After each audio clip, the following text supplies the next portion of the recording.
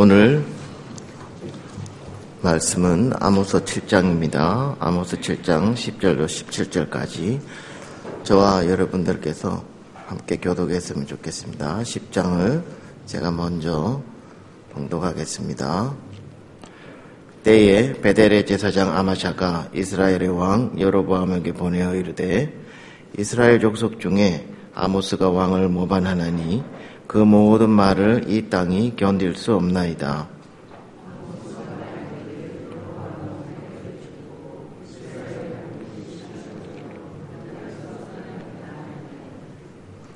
아마샤가 또 아모스에게 이르되 선견자야 너는 유다 땅으로 도망하여 가서 거기에서나 떡을 먹으며 거기에서나 예언하고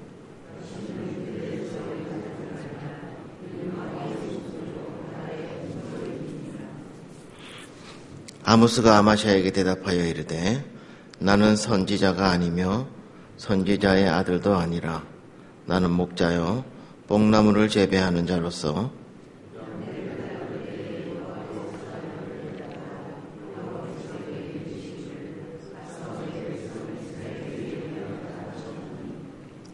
이제 너는 여호와의 말씀을 들을지니라.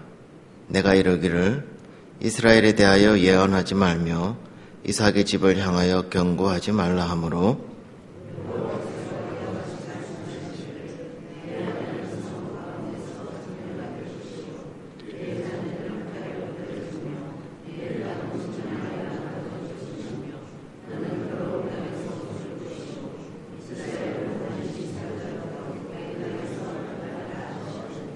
아멘. 하나님은 어떤 분이십니까? 그리고 오늘 그 하나님께서 우리에게 주시는 교훈은 무엇입니까? 오늘 함께 나눠보도록 하겠습니다. 오늘 아모스 7장 10절에서 17장 말씀에는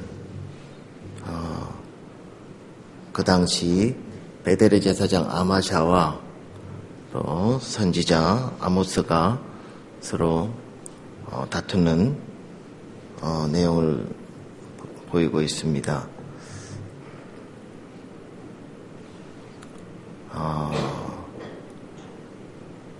우리가 하나님께서 익히 하나님께서는 긍휼이 많으신 분인 반면에 또 오래 참으시는 분, 그러나 진노가 필요할 때는 자기 자식, 자기 자손 이스라엘에게도 진노를 부으시는 그런 하나님인 줄로 알고 있습니다. 그러나 또 가장 중요한 것은 진노를 계획하셨을지라도 하나님께서는 중보하는 기도 또 간구하는 기도 그 기도를 원하시는 하나님이심을 또 우리도 알고 있습니다.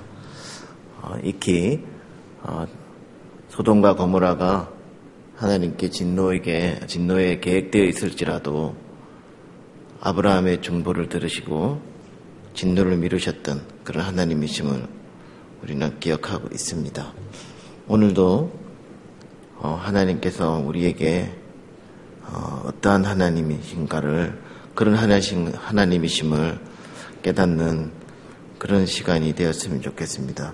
중보기도를 들으시고 돌이키는 분이신데 오늘 두 사람 여기서 제사장과 일개 목자였던 아모스 그 두 사람을 대비해서 하나님께서 말씀하시는 그 이유가 그 당시 베델의 제사장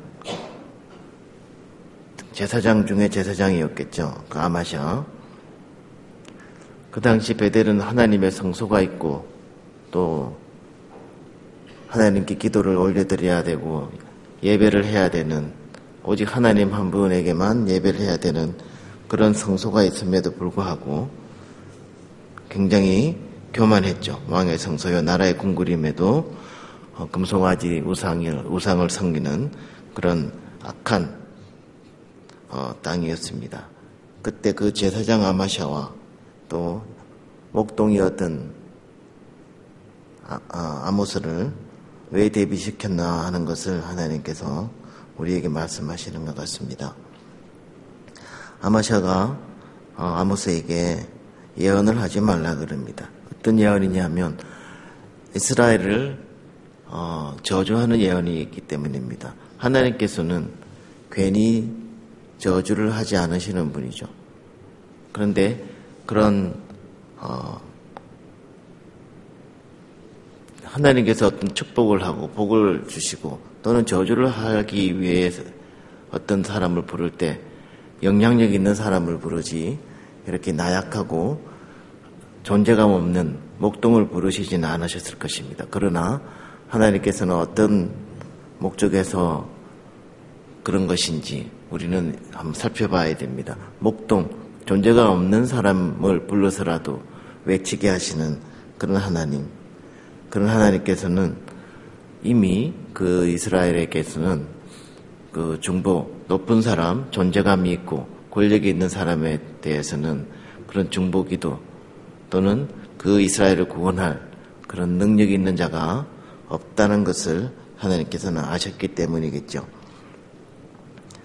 하나님께서는 이 제사장 아마샤로 인해 가지고 이 존재감 없는 아모스랑 다투게 할 때는 어떻게 보면은 자기 자신을 돌아보게 할 그런 목적도 한편 있으셨을 것이라고 생각을 합니다. 하나님께서 아모스가 여로보암은 칼에 죽겠고 이스라엘은 반드시 사로잡혀 그 땅에서 떠나겠나이다 이렇게 얘기할 때 회개하지 아니하고 오히려 그런 바른 말을 하는 아모스에게 차라리 여기 이 땅을 떠나서 유다 땅으로 가서 거기서 떡이나 먹으며 거기서 예언이나 하고 살아라고 일종의 조롱 가까운 얘기를 합니다. 네. 이게 얼마나 교만하고 어리석고 참 하나님 앞에 큰 죄가 되는지도 모르고 이렇게 하는 모습들이 한편 오늘 우리 교회와 우리 자신과 또 우리나라는 그런 모습이 없는지 한번 살펴봐야 될 줄로 믿습니다. 하나님께서 아모스를 보냈을 때 아모스는 아마샤 앞에서 그렇게 얘기합니다. 나는 선지자가 아니며 선지자의 아들도 아니라 나는 목자여 뽕나무를 재배하는 자. 그러나 그러니까 아모스는 자신의 존재감을 분명히 알고 있었습니다. 오늘날 우리가 교회에서 우리 작게는 교회에서 그렇게 얘기를 합니다.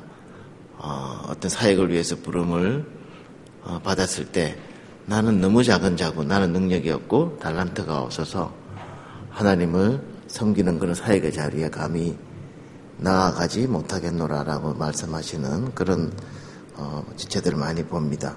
어떻게 보면 굉장히 겸손하고 또 참 온유한 모습일 수도 있습니다. 하지만 그런 자신을 부르는 하나님의 음성을 어쩌면 또 외면하고 또 겸손을 가장해서 또 피하려는 그런 나약함이 아닌가 생각합니다. 하나님께서 이런 아모스를 녹동 가운데 부르셨던 것처럼 우리 한 사람 한 사람을 부르실 때는 그 뜻이 하나님께 있고 그 능력이 하나님께 있는 것이지 우리에게 있지 않음을 어쩌면 우리 사도 바울의 고백과 같이 아실 것입니다. 단지 우리가 그 앞에 순종해서 나아가는 그런 마음만 있으면 된다고 믿습니다. 우리 고린도 후서에 사도 바울이 그렇게 얘기를 했습니다. 우리가 이 보배를 질그릇에 가졌으니 이는 능력의 힘이 큰 것이 하나님에 있고 우리에게 있지 아니함을 알게 하려 하심이라 하는 그런 사도 바울의 고백처럼 저희도 우리가 교회에서 부르고 하나님께서 부르심이 있을 때 우리의 능력이 하나님께 있음을 믿고 순종해서 나아가는 그런 저와 여러분들이 됐으면 좋겠습니다. 또 한편 그 15절에 보시면 하나님께서 양떼를 따를 때에 여호와께서 나를 데려다가 여호와께서 내게 이르시기를 가서 내 백성 이스라엘에게 예언하라 하셨나니 하나님께서 저희를 부르실 때는 분명한 하나님만의 목적이 있음을 또 우리가 알아야 되겠습니다. 하나님께서 우리를 부르실 때 그 뜻이 우리에게 있는 것이 아니라 하나님께 있으므로 우리가 하나님께 감사함으로 또 모든 것을 기도하면서 나아가야 될 것으로 믿습니다. 우리 교회나 또 나라나 민족이나 하나님께서 부르실 때 지위 교화를 막론하지 않는다는 것입니다. 하나님께서 원하신다면 그렇죠. 암만 작은 자라도 도구로 사용하십니다. 그래서 오늘 우리가 우리 개인이나 또 우리 교회나 왜 이렇게 하나님 앞에 서게 하시고 또 기도를 하게 하시는가 우리가 한번 깊이 생각했으면 좋겠습니다. 우리가 같이 신앙생활을 하면서 우리 개인에게 은혜가 되는 것도 중요하지만 우리에게 기도 제목이 너무너무 많습니다. 우리 개인의 기도 제목도 있고 또 우리가 가장 잘 아는 우리 미래 세대, 요즘 출산율이 낮아서 교회의 미래뿐만 아니고 나라의 미래도 많이 걱정을 하고 있는데 사실 우리가 그 기도도 같이 하면서 이런 지혜를 하나님께 구해서 우리가 미래 세대를 세우고 또 교회를 세우고 심지어는 국가 민족도 어떻게 세울 것인가 같이 우리 지혜를 모아야 될 줄로 생각을 합니다. 그런 기도 제목 가운데 분명히 하나님께서 지혜를 주실 것이라고 생각을 합니다. 이제 너는 16절에 보면 이제 너는 여호와의 말씀을 들을지니라. 네, 우리가 여호와 하나님께 귀를 기울이고 분명히 기도와 간구를 하면은 하나님께서 그 지혜를 주실 것입니다. 하지만 우리가 조금 더 적극적인 모습을 보인다면 하나님의 말씀 속에서 그 길을 찾아서 오늘 우리가 잘못된 생각을 하고 있지는 않은가. 이 잘못된 생각과 또 잘못된 행동을 하는 교회나 또는 국가나 민족에 대해서 우리 창원에 있는 남산교회가 작은 교회니까 어떻게 국가 민족을 위해서 외칠 수 있겠느냐 그렇게 생각하지 않고 그런 잘못된 사상과 행동에 대해서도 하나님의 마음으로 외치고 또 행동하고 그런 우리 남산교회가 되었으면 좋겠습니다. 오늘 우리나라가 지금 많이 혼란에 빠져 있죠. 이런 혼란을 우리가 보면서 많은 분들이 정치적으로 그걸 자꾸 바라보는 그렇기 때문에 교회가 또 그런 정치적인 것에 또 간여하지 말아야 된다, 간섭하지 말아야 된다 그런 말씀을 하시는 분도 있는데 이 교회는 정치하고 분리할 수 없는 존재입니다. 교회가 정치이고 정치가 교회입니다. 그게 무슨 말인가 하면 가까이 보세요. 우리가 공산주의 국가에서는 신앙의 자유가 없죠. 북한이나 중공이나 신앙의 자유가 없다는 것은 누군가가 못하게 하는 것입니다. 그 못하게 하는 주체가 누구냐 하면 그 사회나 그 공동체에 있어서 실권을 가진 사람입니다. 우리가 하나님이 왕이라고 인정을 하고 그러면 그 왕이면 그 왕의 명령에 따라서 일사불란하게 움직이면 좋은데 그 왕의 자리를 하나님을 만홀히 여기거나 하느님을 없다고 생각하는 그런 자들에게 자리를 내어줄 때 우리가 원하는 그런 신앙의 자유는 없어지는 것입니다.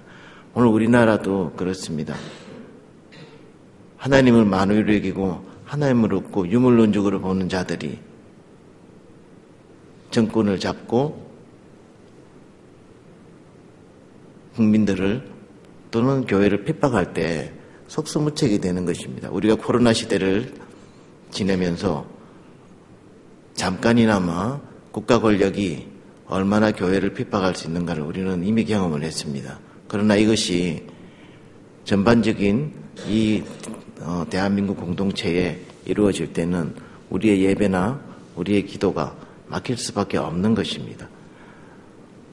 우리가 물에 빠진 사람을 두고 기도를 열심히 해야 되는 것도 맞지만 직접 뛰어들어서 그 물에 빠진 사람을 건져내야 될 그런 행동도 있어야 되는 것입니다. 그래서 우리는 지금 이 혼란스러운 전국을 그냥 우리 교회 밖의 일이라 이렇게 생각하면 안 되고 우리 국가 민족 특히 교회를 위해서 어떤 공동체, 국가 공동체가 되어야 되겠는지를 우리가 깊이 생각하고 또 기도를 해야 될 것 같습니다. 정치적이 되라는 말이 아니고 그런 정치가 우리 교회 공동체에 어떤 영향을 미칠 수 있는지를 우리가 깊이 좀 생각을 하고 말과 행동을 했으면 좋겠다라고 하는 것입니다. 우리가 어쩔 수 없이 크리스찬들을 만날 수밖에 없는 그런 사람들인데 요즘 크리스찬들도 만나보면 너무나 어이없는 그런 판단을 하고 계시는 분이 많이 있습니다.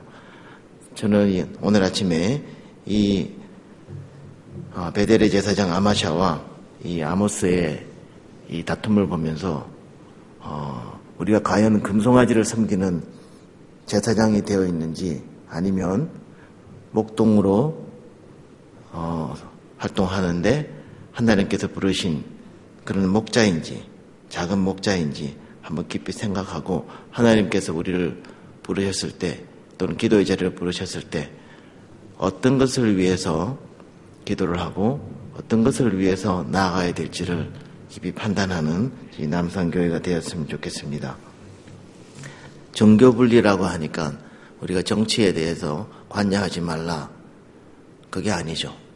우리가 정치가 교회를 핍박하고 정치가 교회를 무너뜨리려고 할 때 우리가 분연히 정치가 우리 교회 신앙을 건드리지 말아야 되는 것이지 그게 정교분리의 본질이지 교회가 정치에 관여하지 말라는 게 아닙니다. 그래서 우리는 이것을 분명히 알고 교회가 이 국가 민족을 위해서 교회 공동체를 위해서 분명하게 목소리를 내어야 될 필요가 있다고 생각합니다. 오늘 이 아모스와 이 아마샤의 대화를 통해서 너는 여호와의 말씀을 들을지니라 이 말씀 잘 우리가 기억해서 우리 하나님의 말씀 속에서 어떻게 이 혼란스러운 시간을 나아가야 될지 깊이 묵상하는 저와 여러분들이 됐습니다.